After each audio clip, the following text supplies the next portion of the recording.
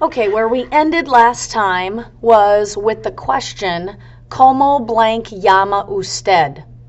So knowing that it's llama and usted, it indicates to you that it should be say in the blank.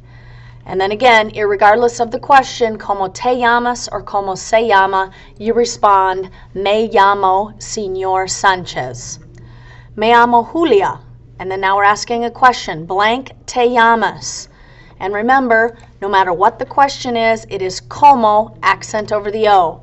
And then me llamo, and then you fill in your last name. All right, our last portion of our Conversacion Uno is despedidas, or goodbyes. The first one, and probably one you're most familiar with, is adios. Notice the accent over the O. Next one is hasta luego. Remember, H's are silent, meaning see you later. Another one is hasta la vista, also meaning see you later. And the last one, hasta mañana, H's are silent, tilde over the first N means see you tomorrow.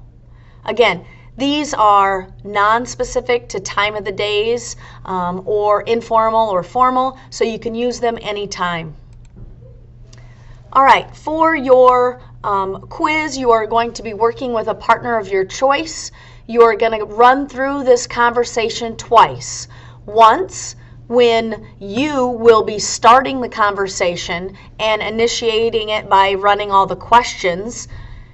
And then the second time through, you will be responding to your partner and answering the questions. Now, in the greetings, no repeats. So you're going to use all 4 of the greetings, even though I know some of them are specific to time of the day. So we're going to ignore that, but I want you to use all 4. So if in the first conversation you start and you say hola, then your partner cannot say hola, but they would say buenos dias.